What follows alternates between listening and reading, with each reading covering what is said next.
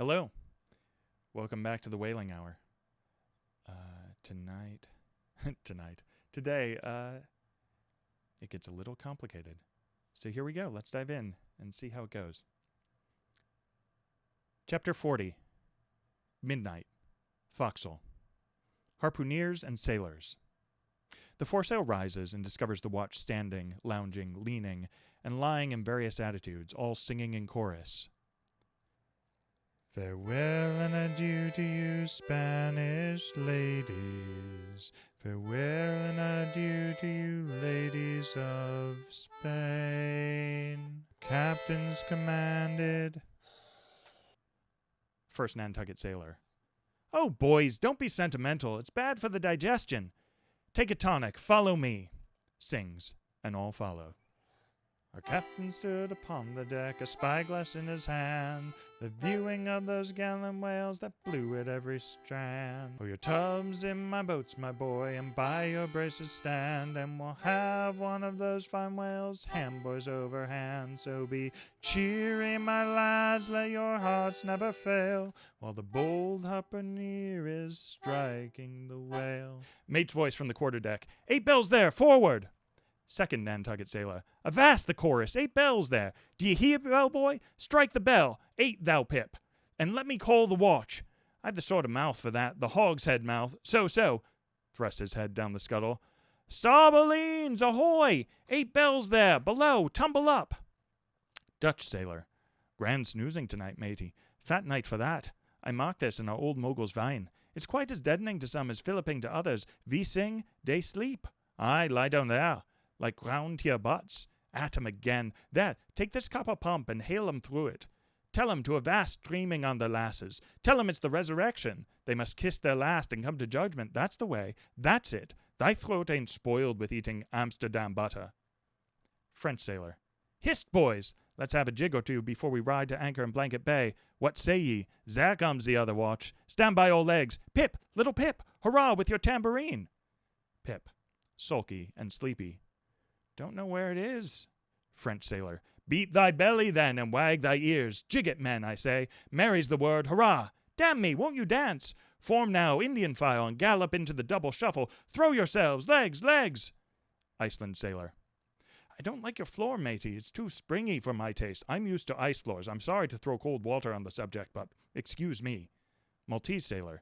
Me too. Where's your girls? Who but a fool would take his left hand by his right and say to himself, how do you do? Partners! I must have partners! Sicilian sailor. Aye, girls in the green, then I'll hop with ye. Yea, turn, grasshopper. Long Island sailor. Well, ye sulkies, there's plenty more of us. Hoe corn where you may, say I. All legs go to harvest soon. Ah, here comes the music. Now for it. Azore sailor, ascending and pitching the tambourine up the scuttle. Here you are, Pip. And there's the windlass bits. Up you mount. Now, boys. The half of them dance to the tambourine. Some go below, some sleep or lie among the coils of rigging. Oaths aplenty. Azore sailor, dancing. Go it, Pip! Bang it, bellboy! Rig it, dig it, stig it, quig it, bellboy! Make time flies, break the jinglers! Pip. Jinglers, you say? There goes another, dropped off. I pound it so. China sailor. Rattle thy teeth then and pound away. Make a pagoda of thyself. French sailor. Merry mad. Hold up thy hoop, Pip, till I jump through it. Split jibs, tear yourselves. Tishtego. Quietly smoking. That's a white man. He calls that fun. Humph. I save my sweat. Old Manx sailor. I wonder whether those jolly lads bethink of them what they are dancing over. I'll dance over your grave, I will. That's the bitterest threat of your night women, that beat headwinds round corners. Oh, Christ! To think of the green navies and the green-skulled crews. Well, belike the whole world's a ball, as you scholars have it, and so 'tis right to make one ballroom of it. Dance on, lads! You're young. I was once. Third Nantucket sailor. Spell! Oh, whew! This is worse than pulling after whales in a comb. Give us a whiff, Tash. They cease dancing and gather in clusters. Meantime, the sky darkens. The wind rises. Lascar sailor. By Brahma, boys, it'll be doused sail soon. The sky-born high-tide Ganges turn to wind. Thou showest thy black brow, Shiva. Maltese sailor, reclining and shaking his cap. It's the waves. The snow's caps turn to jigget now. They'll shake their tassels soon. Now would all the waves were women, then I'd go drown and chase with them evermore. There's naught so sweet on earth. Heaven may not match it as those swift glances of warm, wild bosoms in the dance, when the over-arboring arms hide such ripe, bursting grapes. Sicilian sailor, reclining. Tell me not of it, hark ye, lad, fleet interlacings of the limbs, lithe swayings, cloyings, coyings, flutterings, lip, heart, hip, all graze, unceasing touch and go, not taste, observe ye, else comes satiety, pagan, nudging. Tahitian sailor, reclining on a mat. Hail, holy nakedness of our dancing girls, the heava. Ah, low-veiled, high-palmed Tahiti, I still rest me on thy mat, but the soft soil has slid. I saw thee woven in the wood, my mat, green the first day I brought ye thence, now worn and wilted quite. Ah me! Not thou nor I can bear the change. How then, if so be transplanted to yon sky? Hear I roaring streams from Pirohite's peak of spears when they leap down the crags and drown the villages? The blast, up spine and meet it! Leaps to his feet. Portuguese sailor. How the sea rolls swashing against the side, stand by for reefing, hearties. The winds are just crossing swords, pell-mell they'll go lunging presently. Danish sailor. Crack, old ship, so long as thou crackest thou holdest, well done.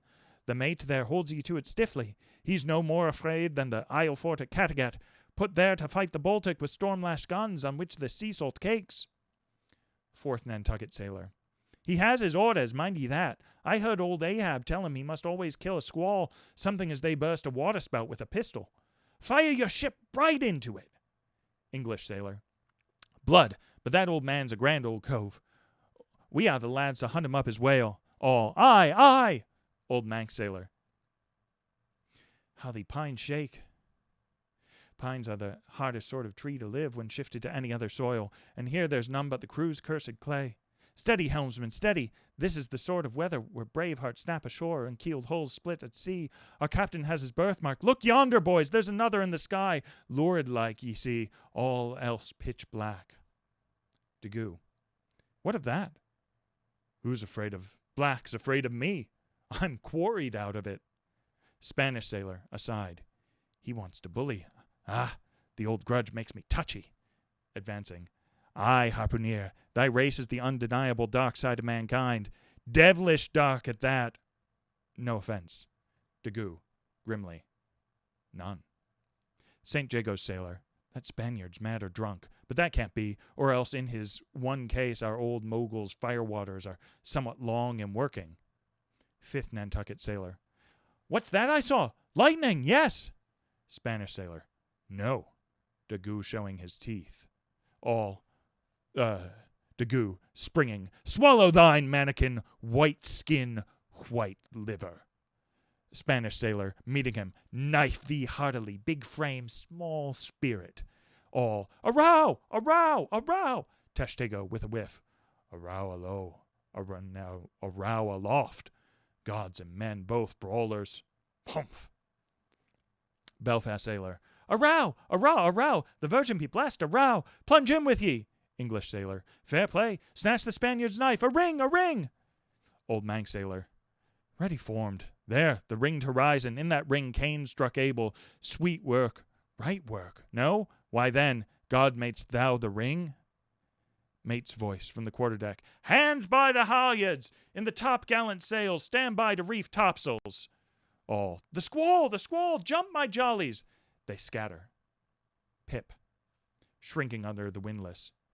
Jollies? Lord help such jollies. Crish, crash. There goes the jibstay. Blang, wang. God. Duck lower, Pip. Here comes the royal yard. It's worse than being in the world woods the last day of the year. Who'd go climbing after chestnuts now? But there they go, all cursing, and here I don't. Fine prospects to 'em. They're on the road to heaven. Hold on hard. Jiminy, what a squall! But those chaps there are worse yet. They are your white squalls, they. White squalls? White whales? Sure. Here have I heard all their chat just now. And the white whale? Sure.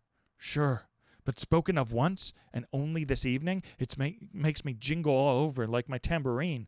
That anaconda of an old man swore 'em in to hunt him. O thou big white god aloft there somewhere in yon darkness, have mercy on this small black boy down here. Preserve him from all men that have no bowels to feel fear.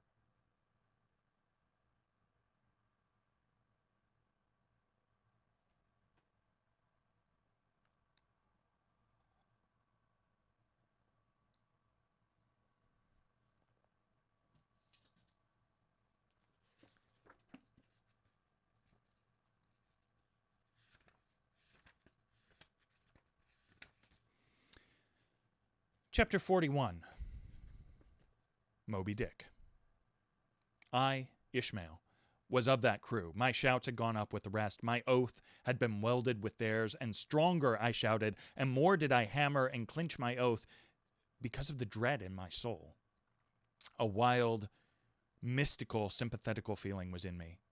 Ahab's quenchless feud seemed mine.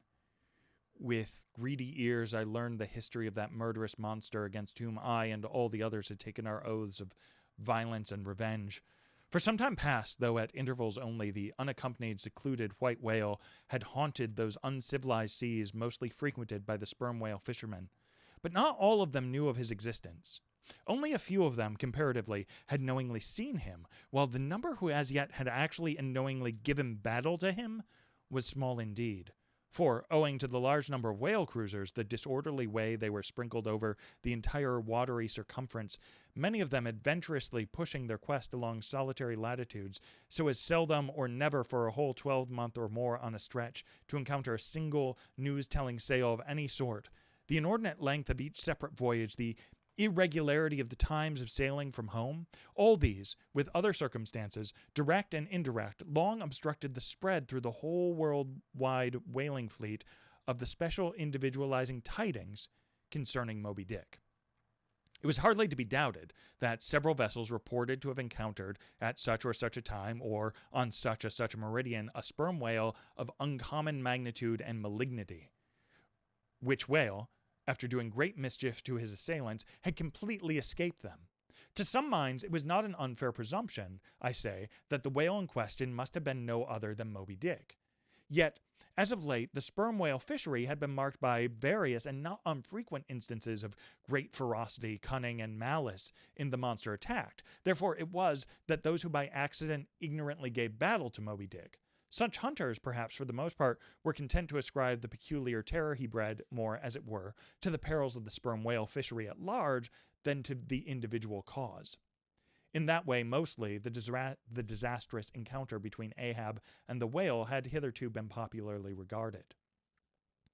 And as for those who, previously hearing of the white whale, by chance caught sight of him, in the beginning of the thing they had every one of them almost as boldly and fearlessly lowered for him as for any other whale of that species. But at length, such calamities did ensue in these assaults, not restricted to sprained wrists and ankles, broken limbs, or devouring amputations, but fatal to the last degree of fatality. Those repeated disastrous repulses all accumulating and piling their terrors upon Moby Dick. Those things had gone far to shake the fortitude of many brave hunters to whom the story of the white whale had eventually come. Nor did wild rumors of all sorts fail to exaggerate and still the more horrify the true histories of these deadly encounters. For not only do fabulous rumors naturally grow out of the very body of all surprising terrible events, as the smitten tree gives birth to its fungi, but in maritime life, far more than in that of terra firma, wild rumors abound. Wherever there is any adequate reality for them to cling to. And as the sea surpasses the land in this matter, so the whale fishery surpasses every other sort of maritime life in the wonderfulness and fearfulness of the rumors which sometimes circulate there. For not only are whalemen as a body unexempt from that ignorance and superstitious hereditary to all sailors, but of all sailors, they are, by all odds, the most directly brought into contact with whatever is appallingly astonishing in the sea. Face to face, they not only eye its greatest marvels, but, hand to jaw, give battle to them. Alone in such remotest waters, that though you sailed 1,000 times, and passed 1,000 shores, you would not come to any chiseled hearthstone, or aught hospitable beneath that part of the sun. In such latitudes and longitudes, pursuing two such a calling as he does, the whaleman is wrapped by influences all tending to make his fancy pregnant with many a mighty birth. No wonder, then, that ever-gathering volume from the mere transit over the widest watery spaces, the outblown rumors the white whale did in the end incorporate with themselves all manner of morbid hints and half-formed fetal suggestions of supernatural agencies, which eventually invested Moby Dick with new terrors unborrowed from anything that visibly appears. So that in many cases, such a panic did he finally strike that few who by those rumors at least had heard of the white whale, few of those hunters were willing to encounter the perils of his jaw. But there were still other and more vital practical influences at work. Not even at the present day has the original prestige of the sperm whale, as fearfully distinguished from all other species of the Leviathan, died out in the minds of the whalemen as a body. There are those this day among them who, though intelligent and courageous enough in offering battle to the Greenland or right whale, would perhaps either from professional inexperience or incompetency or timidity decline a contest with the sperm whale, but whose sole knowledge of the Leviathan is at any rate, there are plenty of whalemen, especially among those whaling nations not sailing under the American flag, who have never hostilely encountered the sperm whale, but whose sole knowledge of the Leviathan is restricted to the ignoble monster primitively pursued in the north. Seated on their hatches, these men will hearken with a childish fireside interest and awe to the wild, strange tales of southern whaling. Nor is the preeminent tremendousness of the great sperm whale anywhere more feelingly comprehended than on board of those prows which stem him. And, as if the now tested reality of his might had in former legendary times thrown its shadow before it, we find some book naturalists, Olason and Povelson, declaring the sperm whale not only to be a consternation to every other creature in the sea, but also to be so incredibly ferocious as continually to be a thirst for human blood. Nor even down to so late a time as Cuvier's were these or almost similar impressions effaced. For in his natural history, the Baron himself affirms that at the sight of the sperm whale, all fish, sharks included, are struck with the most lively terror, and, often in the precipitancy of their flight, dash themselves against the rocks with such violence as to cause instantaneous death. And however the general experiences in the fishery may amend such reports as these, yet in their full terribleness, even to the bloodthirsty item of Povelson, the superstitious belief in them is, in some vicissitudes of their vocation, revived in the minds of the hunters. So that, overawed by the rumor's importance concerning him, not a few of the fishermen recalled, in reference to Moby Dick, the earlier days of the sperm whale fishery, when it was oftentimes hard to induce the long-practiced right whalemen to embark in the perils of this new and daring warfare. Such men protesting that, although other leviathans might be hopefully pursued, yet to chase and point lance at such an apparition as the sperm whale was not for mortal man, that to attempt it would be inevitably to be torn into a quick eternity. On this head, there are some remarkable documents that may be consulted. Nevertheless, some there were who, even in the face of these things, were ready to give chase to Moby Dick, and a still greater number who, chancing only to hear of him distantly and vaguely, without the specific details of any certain calamity, and without superstitious accompaniments, were sufficiently hardy not to flee from the battle if offered. One of the wild suggestings referred to, as at last coming to be linked with the white whale in the minds of the superstitiously inclined, was the unearthly conceit that Moby Dick was ubiquitous, that he had been encountered in opposite latitudes at one and the same instant of time. Nor, credulous as such minds must have been, was this conceit altogether without some faint show of superstitious probability. For as the secrets of the currents in the seas have never yet been divulged, even to the most erudite research, so the hidden ways of the sperm whale when beneath the surface remain, in great part, unaccountable to his pursuers, and from time to time have originated the most curious and contradictory speculations regarding them, especially concerning the mystic modes whereby, after sounding to a great depth, he transports himself with such vast swiftness to the most wildly distant points. It is a thing well known to both American and English whale ships, and as well a thing placed upon authoritative record years ago by Scoresby, that some whales have been captured far north in the Pacific, in whose bodies have been found the barbs of harpoons darted in the Greenland Sea. Nor is it to be gainsaid that in some of these instances it has been declared that the interval of time between the two assaults could not have exceeded very many days. Hence, by inference, it has been believed by some whalemen that the Norwest Passage, so long a problem to man, was never a problem to the whale.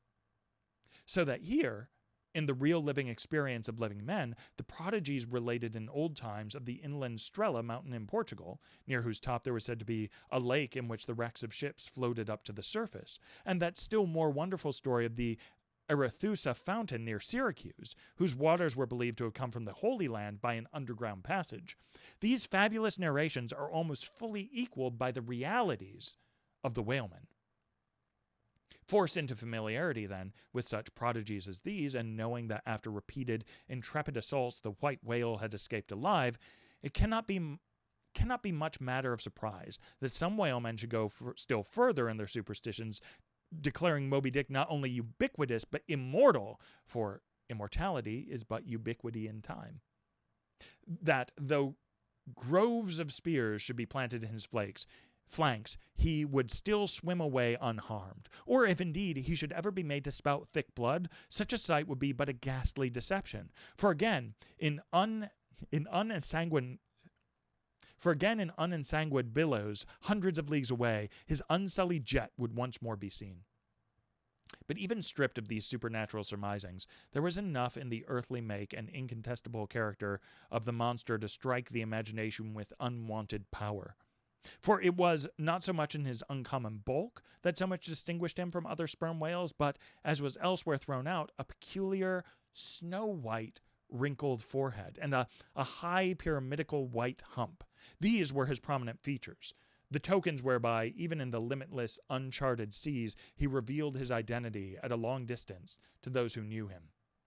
The rest of his body was so streaked and spotted and marbled with the same shrouded hue that, in the end, he had gained his distinctive appellation of the white whale, a name indeed literally justified by his vivid aspect, when seen gliding at high noon through a dark blue sea, leaving a Milky Way wake of creamy foam, all spangled with golden gleamings.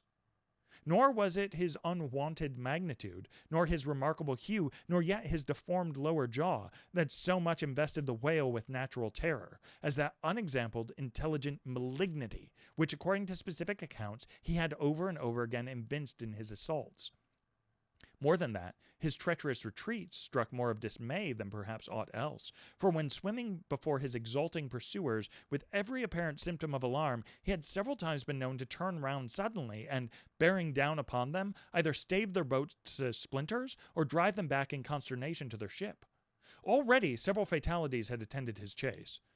But though similar disasters, however little bruited ashore, were by no means unusual in the fishery, yet in most instances such seemed the white whale's infernal aforethought of ferocity, that every dismembering or death that he caused was not wholly regarded as having been inflicted by an unintelligent agent.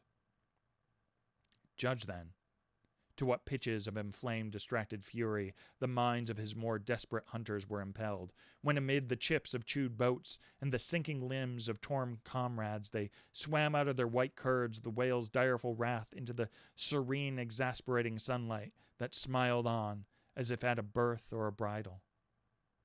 His 3 boats stove around him, and oars and men both whirling in the eddies. One captain, seizing the line knife from his broken prow, had dashed at the whale, as an Arkansas duelist at his foe, blindly seeking with a 6-inch blade to reach the fathom-deep life of the whale.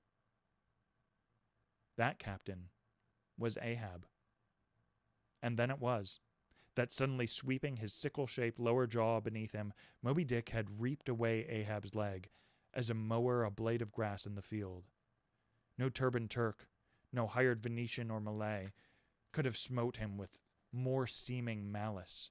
Small reason was there to doubt, then, that ever since that almost fatal encounter, Ahab had cherished a wild vindictiveness against the whale. All the more fell for that in his frantic morbidness. He at last came to identify with him, not only all his bodily woes, but all his intellectual and spiritual exasperations. The white whale swam before him as the monomaniac incarnation of all those malicious agencies which some deep men feel eating in them, till they are left living on with half a heart and half a lung. That intangible malignity, which has been from the beginning, to whose dominion even the modern Christians ascribe one half of the words, which the ancient Ophites of the East revered in their statue devil, Ahab did not fall down and worship it like them, but deliriously transferring its idea to the abhorred white whale, he pitted himself, all mutilated, against it. All that most maddens and torments, all that stirs up the lees of things, all the truth with malice in it, all that cracks the sinews and cakes the brain, all the subtle demonisms of life and thought, all evil to crazy Ahab, were visibly personified and made practically assailable in Moby Dick. He piled upon the whale's white hump the sum of all the general rage and hate felt by his whole race from Adam down, and then, as if his chest had been a mortar, he burst his hot heart shell upon it.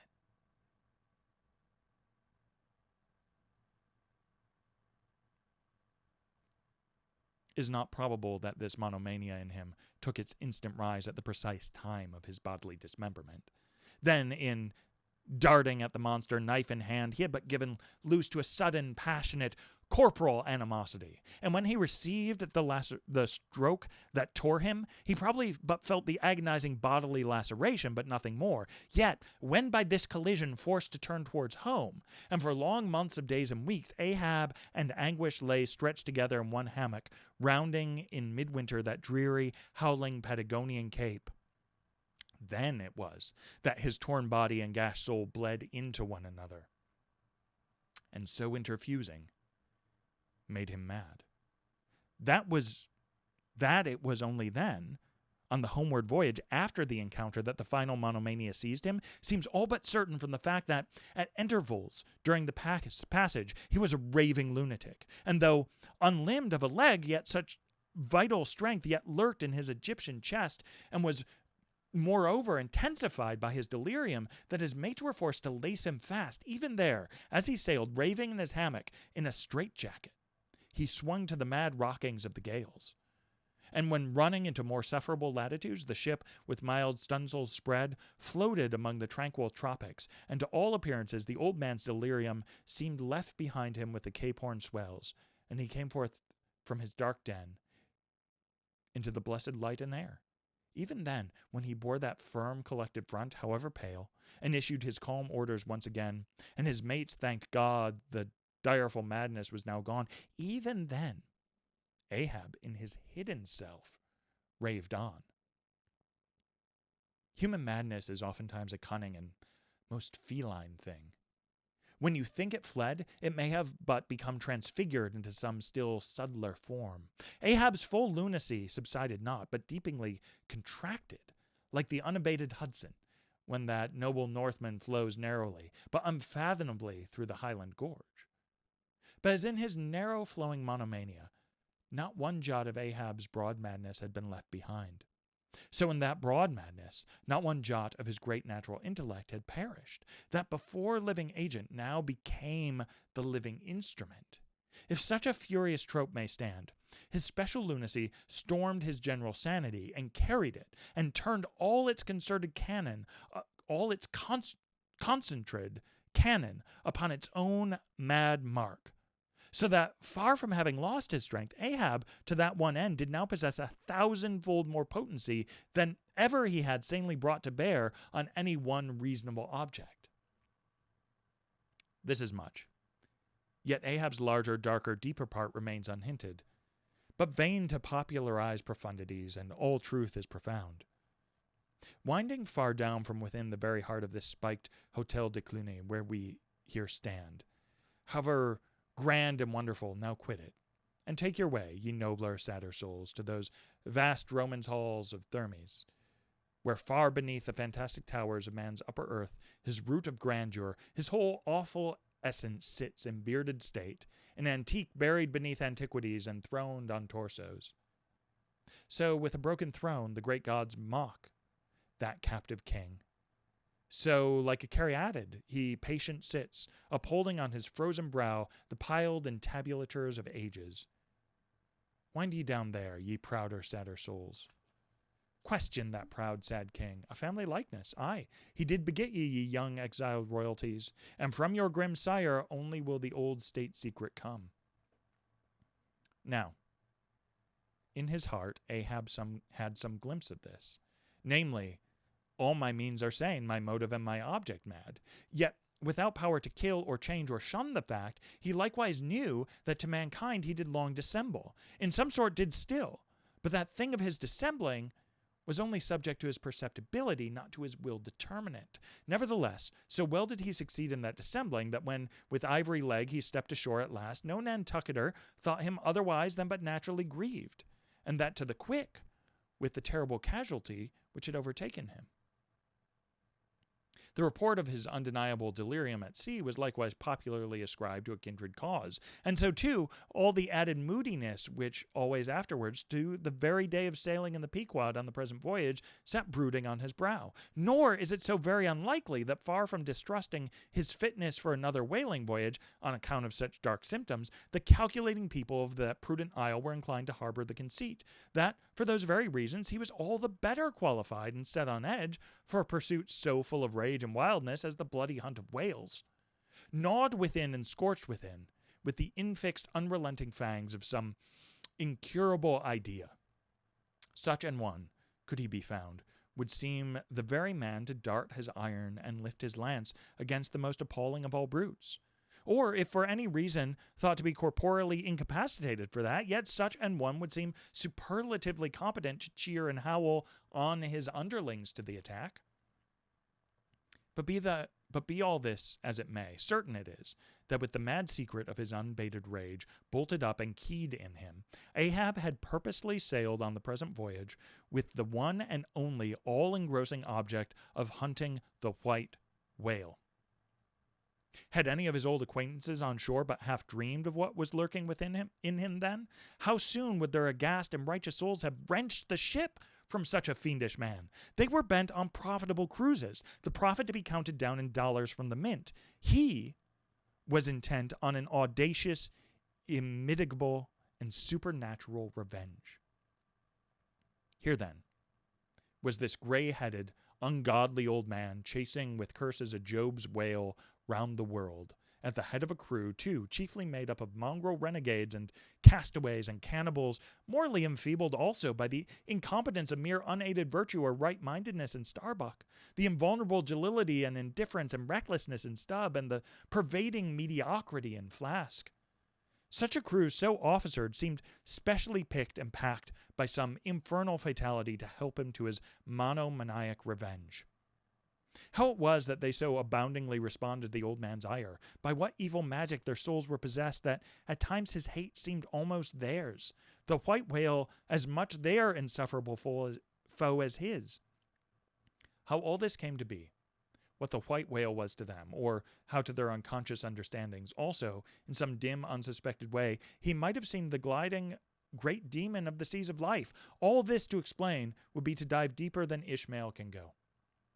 The subterranean miner that works in us all, how can one tell whither leads his shaft by the ever-shifting, muffled sound of his pick?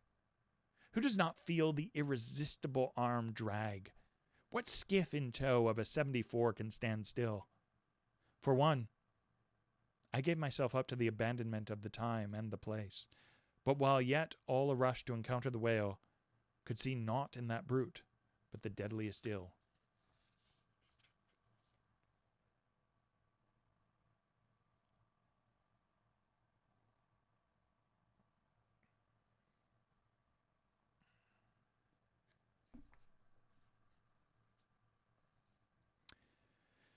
Chapter 42.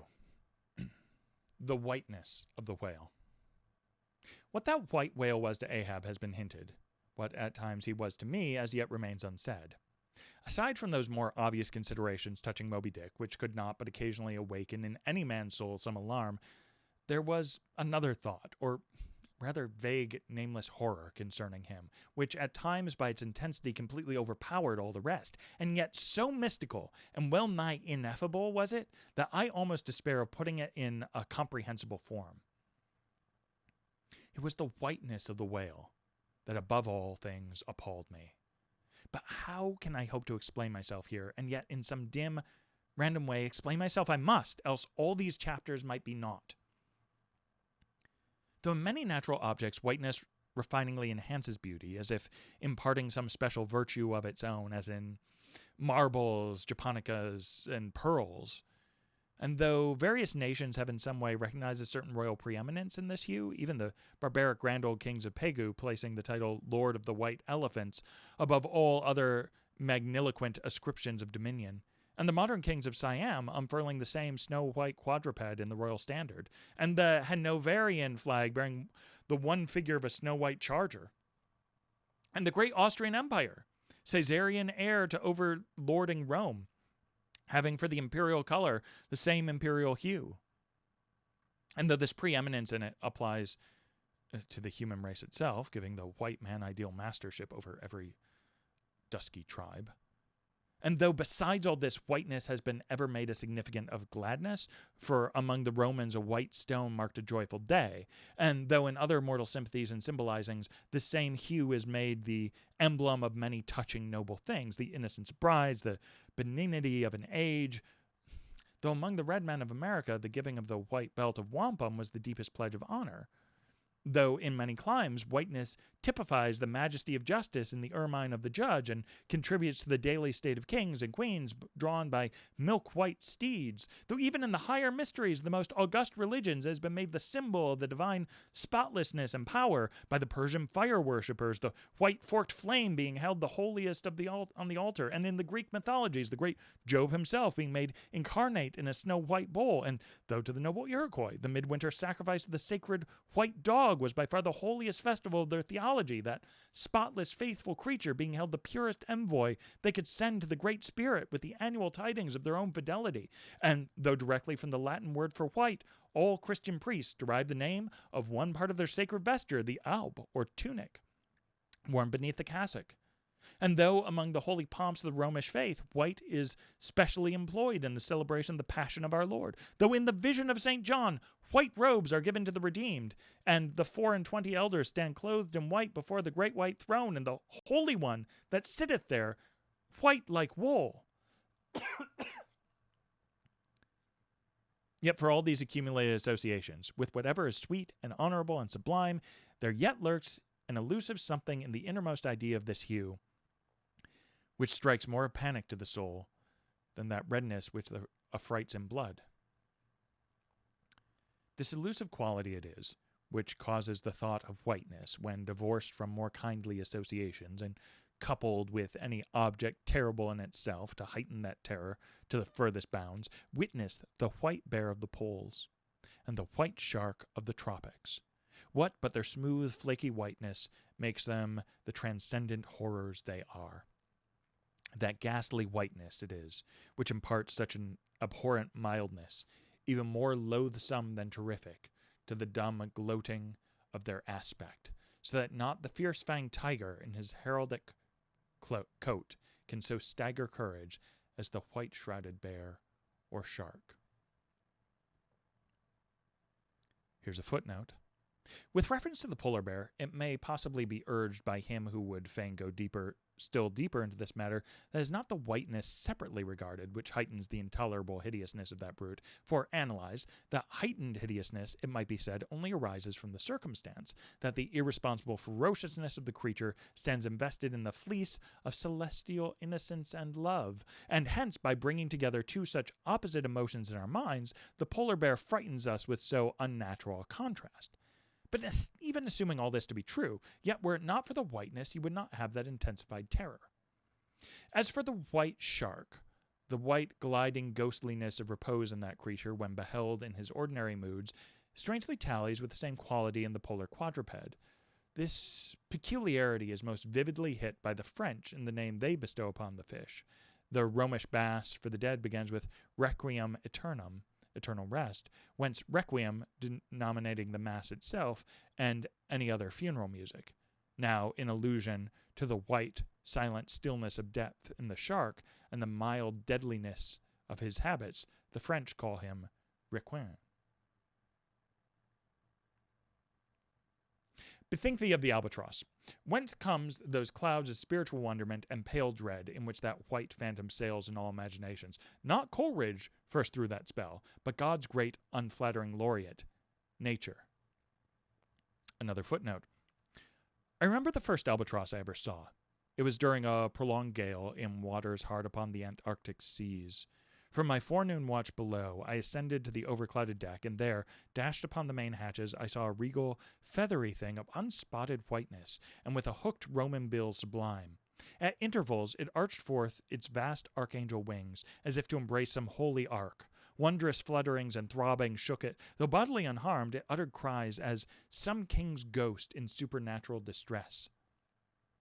Through its inexpressible strange eyes, methought I peeped to secrets which took hold of God. As Abraham before the angels, I bowed myself. The white wing was so white, its wings so white, and in those forever exiled waters, I had lost the miserable warping memories of traditions and of towns. Long I gazed at that prodigy of plumage. I cannot tell, can only hint, the things that darted through me then. But at last I awoke, and turning, asked a sailor what bird was this. A goney, he replied. Goney? I never heard that name before. Is it conceivable that this glorious thing is utterly unknown to men ashore? But some time after I learned that goney was some seaman's name for albatross, so that by no possibility could Coleridge's wild rhyme have had aught to do with those mystical impressions which were mine when I saw that bird upon our deck. For neither had I then read the rhyme, nor knew the bird to be an albatross. Yet in saying this, I do but indirectly burnish a little brighter the noble merit of the poem and the poet. I assert then that in this wondrous bodily whiteness of the bird chiefly lurks the secret of the spell, a truth the more evinced in this that by a solecism of terms there are birds called gray albatrosses, and these I have frequently seen, but never with such emotions as when I beheld the Antarctic fowl. But how hath the mystic thing been caught? Whisper it not, and I will tell. With a treacherous hook and line, as the fowl floated on the sea. At last the captain made a postman of it, tying a leathern tally around his neck, with the ship's time and place, and then letting it escape. But I doubt not that leathern tally meant for man was taken off in heaven, when the white fowl flew to join the wing-folding, the invoking, and adoring cherubim. Most famous in our Western annals and Indian traditions is that of the white steed of the prairies, a magnificent milk-white charger, large-eyed, small-headed, bluff-chested, and with the dignity of 1,000 monarchs in his lofty, overscorning carriage. He was the elected Xerxes of vast herds of wild horses, whose pastures in those days were only fenced by the Rocky Mountains and the Alleghanies. At their flaming head he westward trooped it, like that chosen star which every evening leads on the hosts of light. The flashing cascade of his mane, the curving comet of his tail, invested him with housings more resplendent than gold and silver beaters could have furnished him. A most imperial and archangelical apparition of that unfallen western world, which to the eyes of the old trappers and hunters revived the glories of those primeval times when Adam walked majestic as a god, bluff-bowed and fearless as this mighty steed. Whether marching amid his aides and marshals in the van of countless cohorts and endlessly streamed it over the plains like an Ohio, or whether with his circumambient subjects browsing all around at the horizon, the white steed gallopingly reviewed them with warm nostrils redding through his cool milkiness. In whatever aspect he presented himself, always to the bravest Indians he was the object of trembling reverence and awe.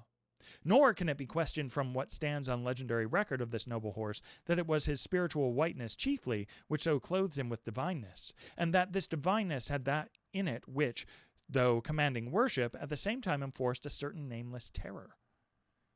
But there are other instances where this whiteness loses all that accessory and strange glory which invests in the white steed and albatross.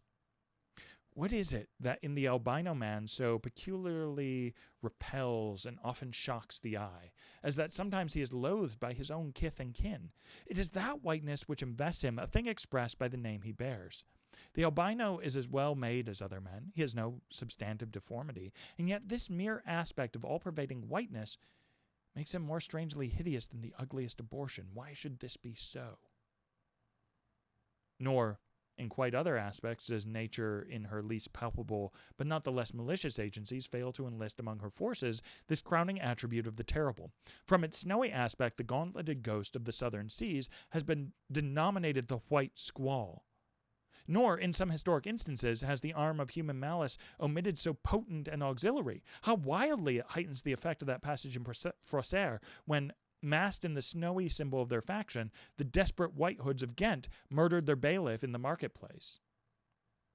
Nor in some things does the common hereditary experience of all mankind fail to bear witness to the supernaturalism of this hue. It cannot well be doubted that the one visible quality in the aspect of the dead which most appalls the gazer is the marble pallor lingering there, as if indeed that pallor were as much the badge of consternation in the other world as a mortal trepidation here. And from that pallor of the dead we borrow the expressive hue of the shroud in which we wrap them. Nor, even in our superstitions, do we fail to throw the same snowy mantle round our phantoms, all ghosts rising in a milk-white fog. Yea, while these terrors seize us, let us add that even the king of terrors, when personified by the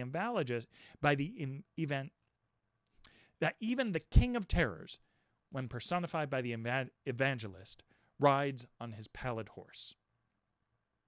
Therefore, in his other moods, symbolize whatever grand or gracious thing he will by whiteness, no man can deny that in its profoundest idealized significance it calls up a peculiar apparition to the soul. But though without dissent this point be fixed, how is mortal man to account for it? To analyze it would seem impossible. Can we then, by the citation of some of those instances wherein this thing of whiteness, though for the time either wholly or in great part stripped of all direct associations, calculated to impart to it aught fearful, but nevertheless is found to exert over us the same sorcery, however modified, can we thus hope to light upon some chance clue to conduct us to the hidden cause we seek? Let us try.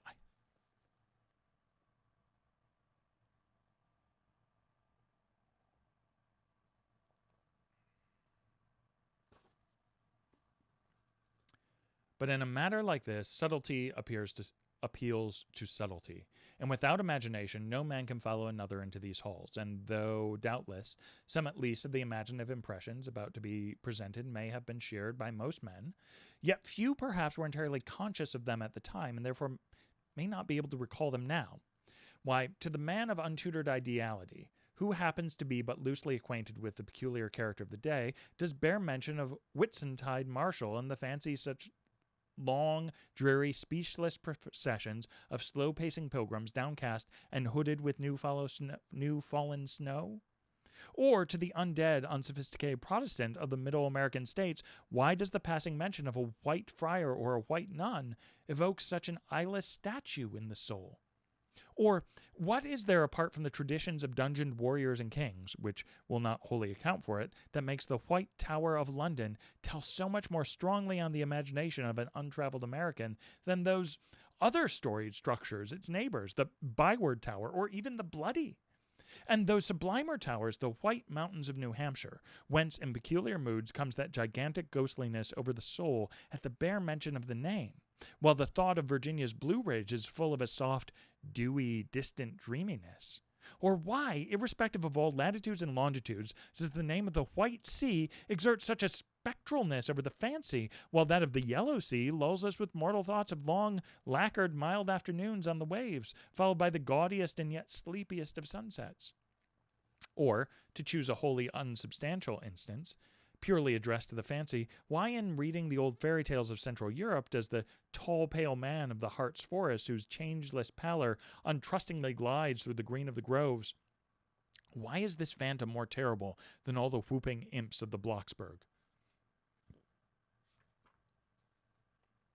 Nor is it, altogether, the remembrance of her cathedral-toppling earthquakes, nor the stampedos of her frantic seas, nor the tearlessness of arid skies that never rain, nor the sight of her wide field of leaning spires, wrenched copestones, and crosses all adroop like canted yards of anchored fleets, and her suburban avenues of house walls lying over upon each other as a tossed pack of cards. It is not these things alone which makes tearless Lima the strangest, saddest city thou canst see.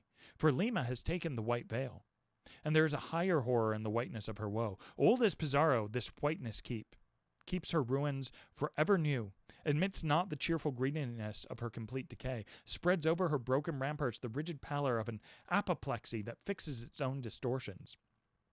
I know that, to the common apprehension, this phenomenon of whiteness is not to be confessed to be the prime agent in exaggerating the terror of objects otherwise terrible, nor to the unimaginative mind is there aught of terror in those appearances whose awfulness to another mind almost solely consists in this one phenomenon, especially when exhibited under any form at all of approaching to muteness or universality. What I mean by these two statements may perhaps be respectively elucidated by the following examples. First, the mariner, when drawing nigh the coasts of foreign lands, if by night he hears the roar of breakers, starts to vigilance and feels just enough of trepidation to sharpen all his faculties, but under precisely similar circumstances.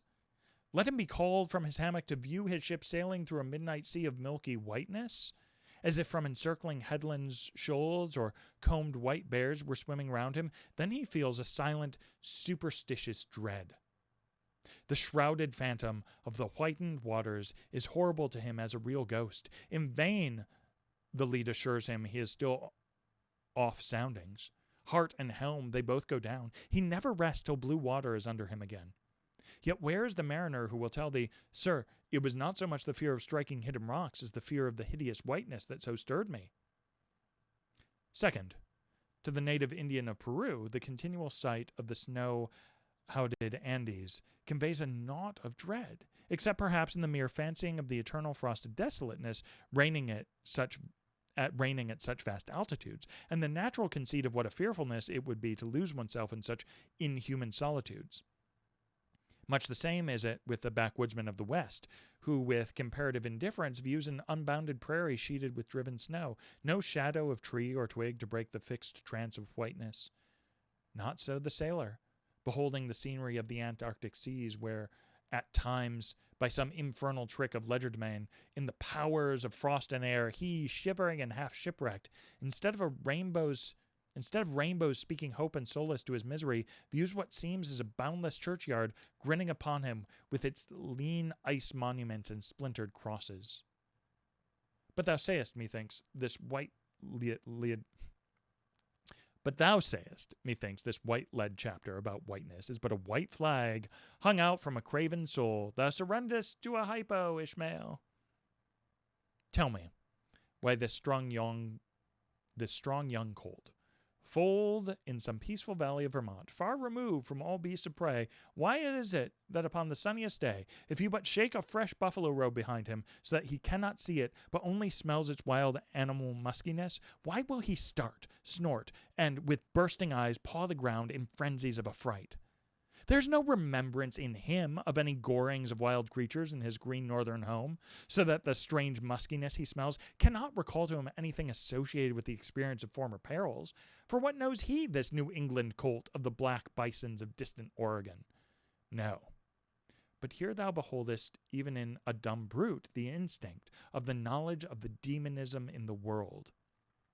Though thousands of miles from Oregon, still, when he smells that savage musk, the rending, goring bison herds are as present to the deserted wild foal of the prairies, which this instant they may be trampling into dust. Thus, then, the muffled rollings of a milky sea, the bleak rustlings of the festooned frosts of the mountains, the desolate shiftings of the windowed snows of the prairies, all these, to Ishmael, are of the shaking of that buffalo robe to the frightened colt.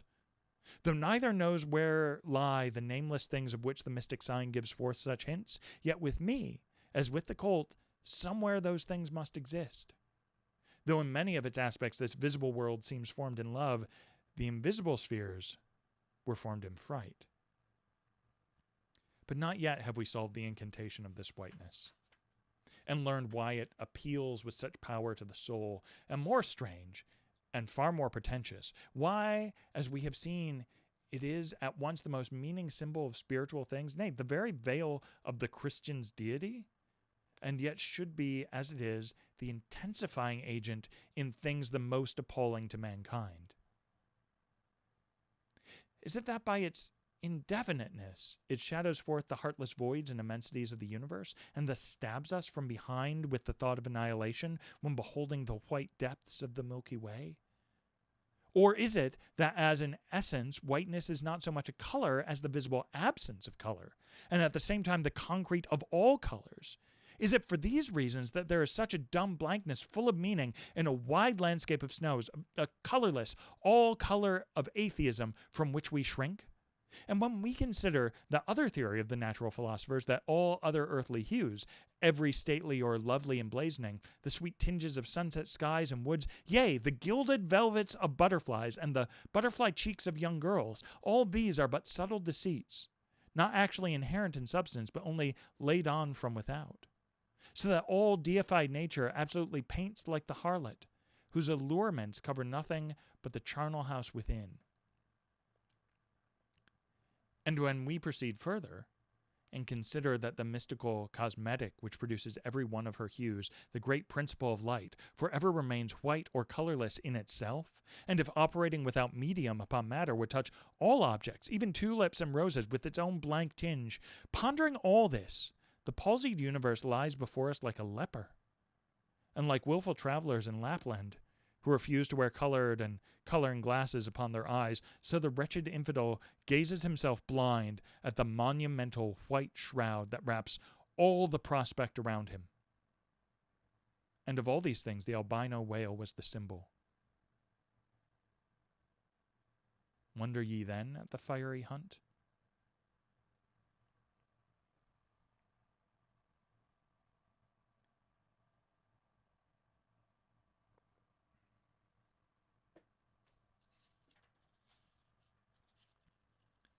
Chapter 43.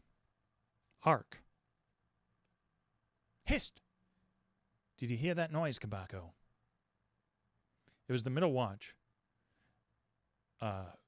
Fair moonlight. The seamen were standing in a cordon, extending from one of the freshwater butts in the waist to the scuttlebutt near the taffrail. In this manner, they passed the buckets to fill the scuttlebutt. Standing, for the most part, on the hallowed precincts of the quarterdeck, they were careful not to speak or rustle their feet. From hand to hand, the buckets went in the deepest silence, only broken by the occasional flap of a sail and the steady hum of the unceasingly advancing keel. It was in the midst of this repose that Archie, one of the cordon, whose post was near the after hatches, whispered to his neighbor, Okolo, the words above. Hist! Did ye hear that noise, Kabako? Take the bucket, will ye, Archie? What noise do ye mean? There it is again, under the hatches. Don't you hear it? A cough. Sounded like a cough. Cough be damned. Pass along that return bucket. There again, there it is. It sounds like 2 or 3 sleepers turning over now. Caramba! Have done, shipmate, will ye? It's the 3 soaked biscuits ye eat for supper turning over inside of ye, nothing else. Look to the bucket. Say what ye will, shipmate, I've sharp ears. Aye, you're the chap, ain't ye, that heard the hum of the old Quakeress's knitting needles 50 miles at sea from Nantucket. You're the chap. Grin away. We'll see what turns up. Hark ye, Kabako. There is somebody down there in the afterhold that has not yet been seen on deck, and I suspect our old mogul knows something of it too. I heard Stubb tell Flask one morning watch that there was something of that sort in the wind. Tish! The bucket.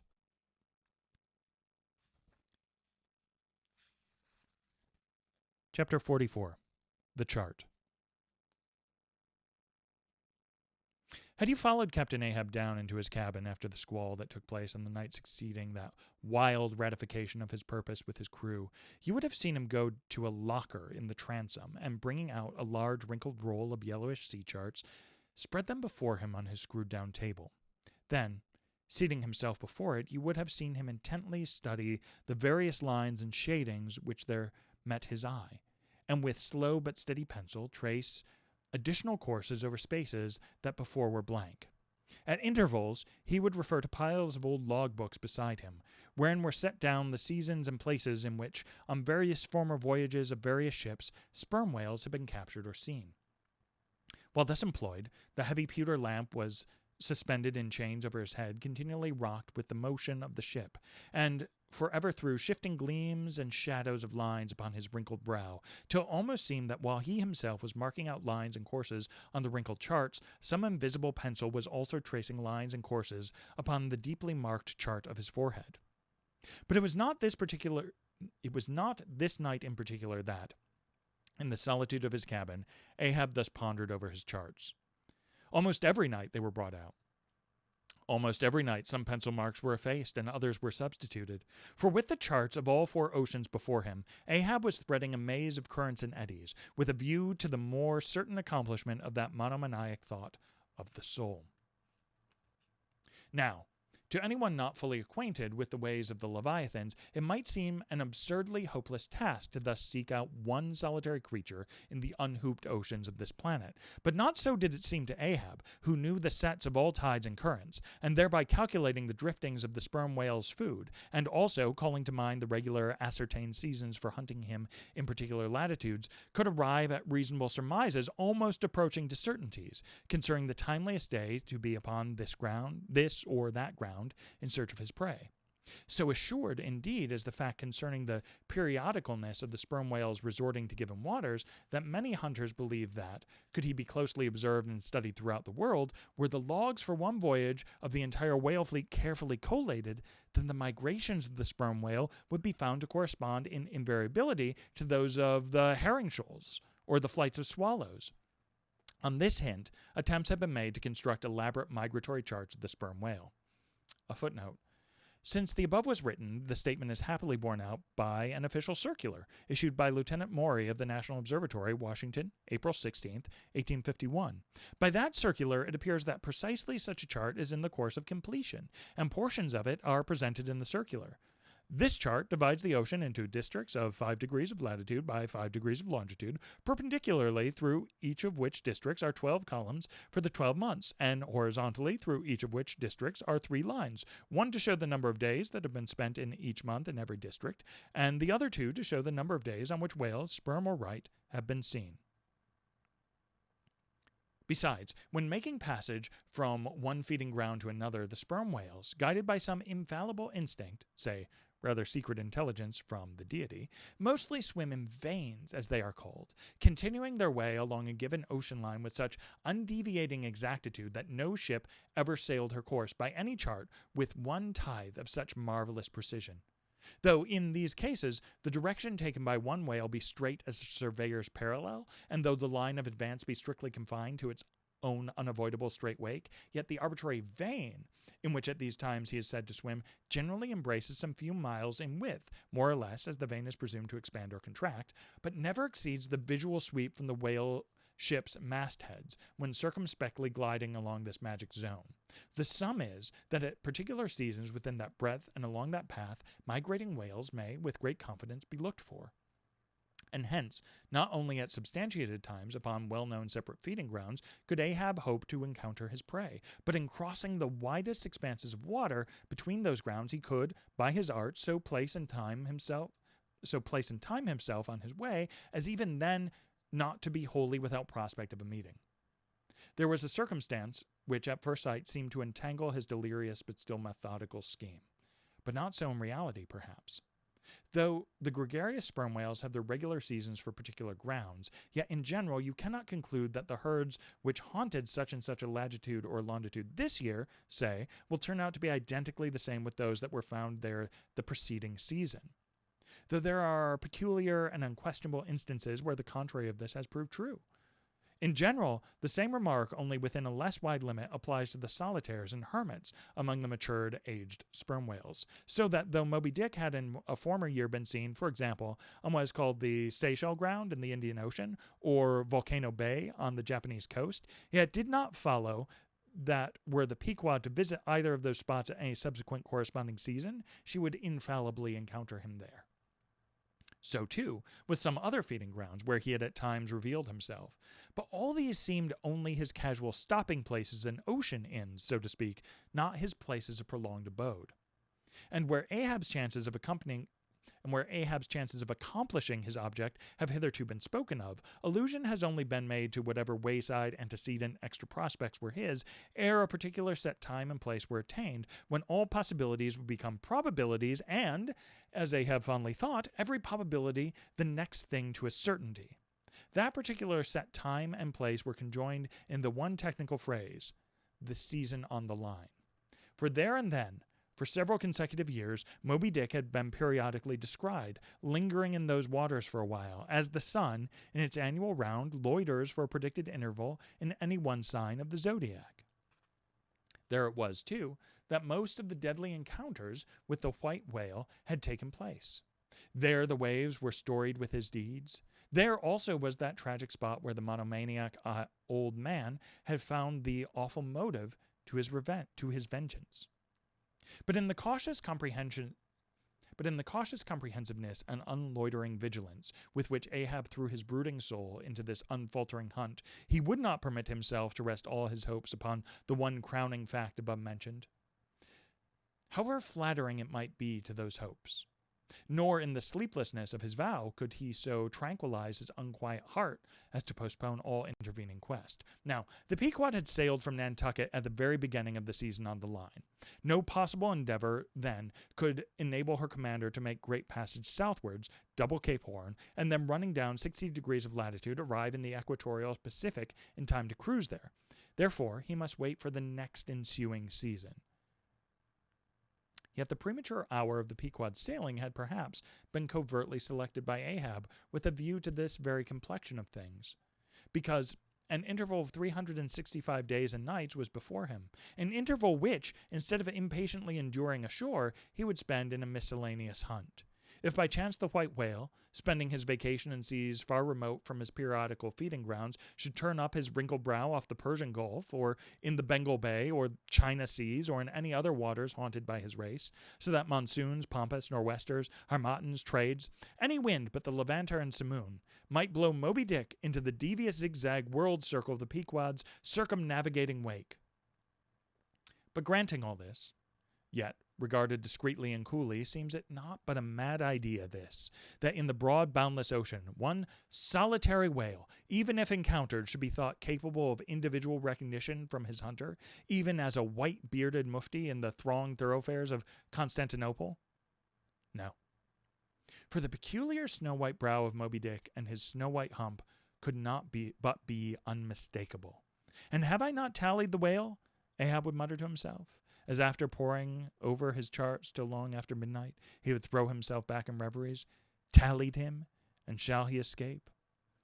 His broad fins are bored, and scalloped out like a lost sheep's ear. And here his mad mind would run on in a breathless race, till weariness and faintness of pondering came over him, and in the open air of the deck he would seek to recover his strength. Ah, God! What trances of torments does that man endure who is consumed with one unachieved revengeful desire? He sleeps with clenched hands and wakes with his own bloody nails in his palms. Often, when forced from his hammock by exhausting and intolerably vivid dreams of the night, which, resuming his own intense thoughts through the day, carried them on amid a clashing of frenzies, and whirled them round and round in his blazing brain, till the very throbbing of his life-spot became insufferable anguish, and when, as was sometimes the case, these spiritual throes in him heaved his being up from its base, and a chasm seemed opening in him, from which forked flames and lightnings shot up, and accursed fiends beckoned him to leap down among them. When this hell in himself yawned beneath him, a wild cry would be heard through the ship, and with glaring eyes Ahab would burst from his stateroom as though escaping from a bed that was on fire. Yet these, perhaps, instead of being the unsuppressible symptoms of some latent weakness or fright at his own resolve, were but the plainest tokens of its intensity. For at such times, crazy Ahab, the scheming, unappeasedly steadfast hunter of the white whale, this Ahab that had gone to his hammock but was not the agent that so caused him to burst from it in horror again. The latter was the eternal living principle or soul in him, and in sleep, being for the time dissociated from the characterizing mind, which at other times employed it for its outer vehicle or agent, it spontaneously sought escape from the scorching contiguity of the frantic thing of which for the time it was no longer an integral. But as the mind does not exist unless leagued with the soul, therefore it must have been that in Ahab's case, yielding up all his thoughts and fancies to his one supreme purpose, that purpose, by its own sheer inveteracy of will, forced itself against gods and devils into a kind of self-assumed independent being of its own. Nay, could grimly live and burn, while the common vitality to which it was conjoined fled horror-stricken from the unbidden and unfathered birth. Therefore, the tormented spirit that glared out of bodily eyes, when what seemed Ahab rushed from his room, was for the time but a vacated thing, a formless, somnambulistic being, a ray of living light, to be sure, but without an object to color, and therefore a blankness in itself. God help thee, old man. Thy thoughts have created a creature in thee, and he whose intense thinking thus makes him a Prometheus. A vulture feeds upon that heart forever, that vulture the very creature he creates. All right, and that was a little long and complicated, so we'll wrap things up for the night. Thanks so much for joining us. We'll see you back next week when I'll be coming to you again from Madison, New Jersey. Thanks for watching, everyone.